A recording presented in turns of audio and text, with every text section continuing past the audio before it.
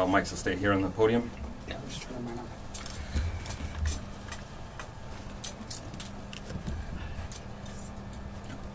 All right, everybody else has their mic on?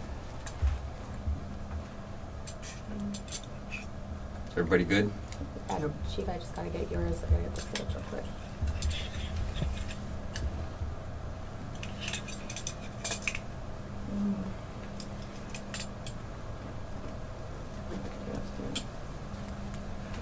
I'm just gonna hold it.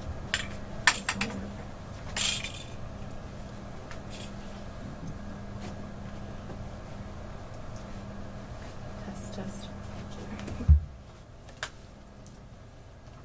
Can you put it on your shirt by chance now?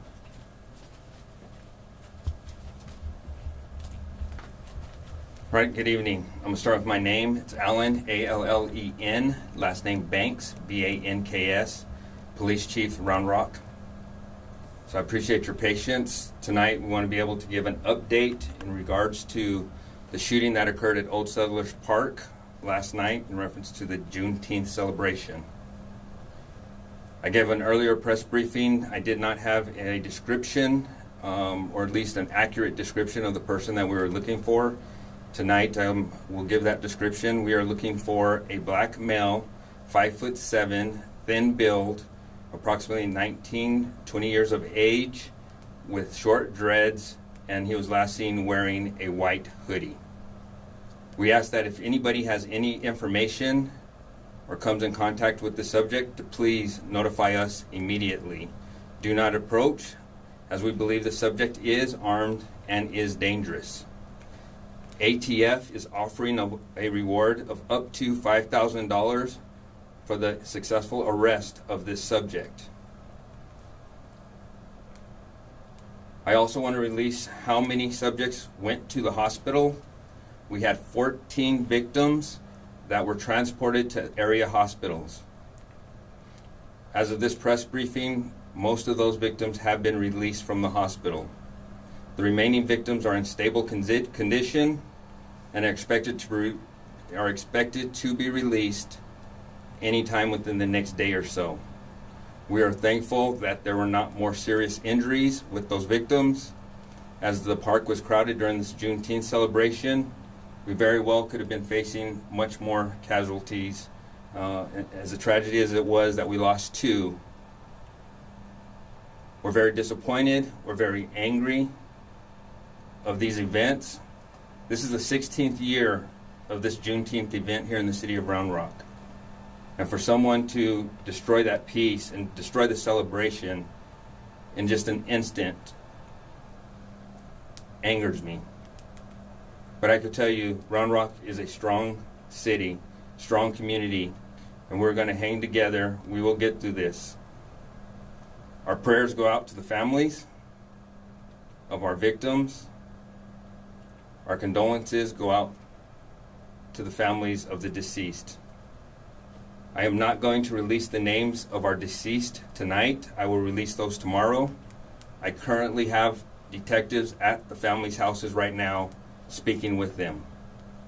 So out of respect for those families, I will not release any identifying information on the 2 deceased victims. I have Mayor Craig Morgan with me here tonight. He's going to give a few words, and then I'll finish up with any questions that you may have. Mayor? Thank you, Chief. Craig Morgan, Mayor of Round Rock, C-R-A-I-G-M-O-R-G-A-N. Our hearts are broken by last night's tragic events. We grieve with the families who have lost loved ones and stand with those who were injured. We are here for you. I want to recognize our first responders. My ultimate gratitude goes to the brave men and women of our police and fire departments, including our dispatchers. Their swift actions saved lives and brought calm to the chaos. I also want to support our Parks and Rec department. Our thoughts are with our Parks and Rec department. They work tirelessly, constantly throughout the year to create joyful events for our community. We stand with them as they process and recover from this tragic event. As we know, we have crisis support resources. If you need support, please reach out. the Round Rock Fire Department's crisis response unit is here for you. You can call our team from 8 a.m. to 8 p.m. this week at 512-218-5501. Let me repeat that. 512-218-5501. They're ready to talk to you about what you're going through and what you can expect to go through in the coming days. And I'll end with this. Round Rock is a community built on safety, celebration, and unity. Don't think that this city is not unified. We must heal together, and we must not let fear define us, and we won't.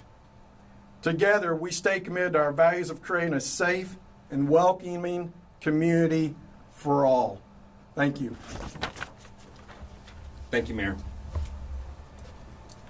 So in regards to the 14 victims that were transported or ended up at the hospital, they ranged from ages 10 to 62. And again, I will not give demographics, or I will not give the makeup of those victims.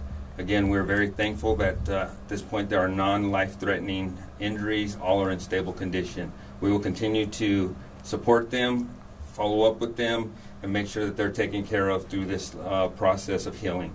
As the mayor said, we as a community will continue to heal, we'll continue to be united, and we'll continue to push forward. Our ultimate goal is to find who did this and make sure that the families get justice. This is a senseless, cowardly act that does not belong in Round Rock. Our detectives have worked tirelessly throughout the night to try to find these subjects, interview after interview after interview, and they have vowed not to get up until there is justice. And me as the chief, I promise you, we are going to continue to work with our partners, state, county, federal agencies, to get the subjects or persons involved put behind bars. This time, do you have any questions of me? Chief, are you looking for any other person aside from the male suspect you described? So are we looking for any other subjects except for the person we described? Right now, it's an ongoing investigation. We're interviewing many, many witnesses. As you can imagine, this is a park with thousands of people. And so there's a lot of interviewing to go on to find out who did what, how this started, why it started, and why it ended up in a very senseless tragedy. And so anybody that was involved in this incident, we will hold accountable. We are working with the Williamson County District Attorney, and they are very aware of our intent, and they are supplying us with unlimited resources that we need from their office as well. With respect to the fact that this is an ongoing investigation, this individual that you've described that you're looking for, do you know whether that's the individual who fired the only gunshots, or is there a potential that other people did fire gunshots? I think based on your statement, this is an ongoing investigation as we continue to gather that evidence throughout the entire park, and then we process that evidence. That will give us a better understanding of exactly what transpired, or at least close to what happened. So as I just stated, anybody that was involved in this incident that needs to be held accountable will be held accountable. If we find that there's additional individuals who were involved in this that took the lives of 2 victims needlessly and senselessly, we will hold them accountable. And that's also for the 14 victims that were struck by gunfire as well. Is there any information regarding what the groups may have been fighting about? As I stated earlier, we do not know exactly. That's what the investigation is about. And the investigation, hopefully, based on witnesses and anybody that we might take into custody, will give us a better sense of why this tragedy happened. This may be you repeating yourself again. You had described them in the previous press conference as 2 groups. Can you explain what that meant? Were they a gang or something like that? Do you happen to know what the affiliation these groups had with one another?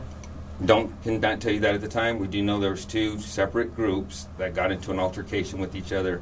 This investigation will tell us what it started over, why it happened, and again, holding them responsible and accountable.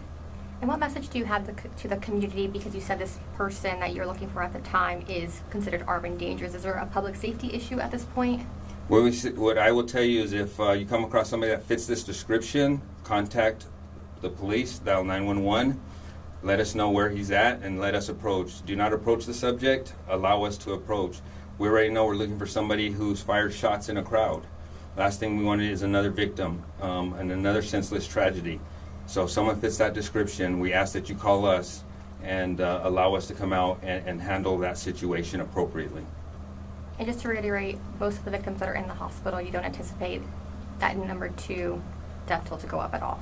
We do not anticipate that number to go up. However, if there's self-walk-ins or when we get our final numbers from the hospital, we're also working with Travis County EMS and also Wilco EMS. They did transport, and we're making sure we got the numbers from them, and we're trying to be as accurate as we possibly can.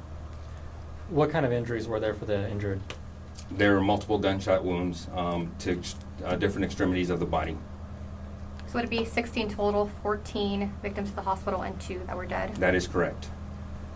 Would you be able to attest at all to the level of security that was at this festival? We had seen folks on Facebook question whether or not security officers were checking for firearms, things like that. Is that something that you have knowledge of at this moment? I do, and thank you for that question. So we had an operations plan for Juneteenth. Juneteenth is an open-air venue, which means that there is no security points. It is an open park with the stage in it. We had over 22 law enforcement personnel assigned to the event. Fire department and EMS was also assigned to the event itself. And so officers were spread out, volunteers were spread out throughout the park. We also have 2 Skywatch towers, which we had folks that were in the Skywatch tower overseeing the crowd as well.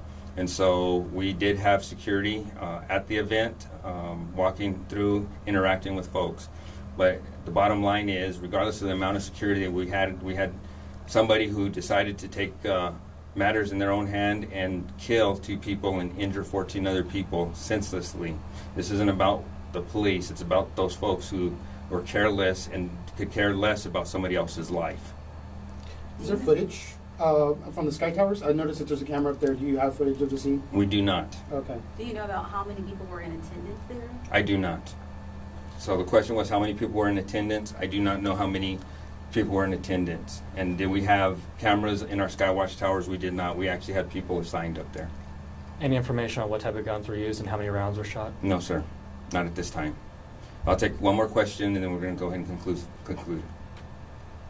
What challenges were first responders faced with when initially the incident happened? So the challenges we were faced with, first and foremost, is you had multiple victims that were there. The great part about it is every single one of law enforcement and firefighters that responded, to include EMS, did a phenomenal job triaging those victims and getting them to the hospital as soon as possible. We had officers putting tourniquets on. We had EMS. We had fire doing CPR on our victims. Priority was life-saving, and I couldn't be more proud of the way we in Round Rock responded to that. And as the mayor mentioned earlier, if there's anybody that was at this event that experienced any type of trauma, he did give a phone number. Please reach out and allow us the opportunity to help you. A lot of people don't see this type of stuff, and it's very tragic, and it lingers, and we want to make sure that our citizens get help through this as well. Do you have a message for the suspect? Absolutely. If the question was, do I have a message for the suspect? The message is, turn yourself in. Turn yourself in. You're man enough to carry a gun and pull the trigger. Be man enough to step up. Turn yourself in. Let's figure out why you chose to take lives and injure people. Thank y'all. Thank you. Thank you.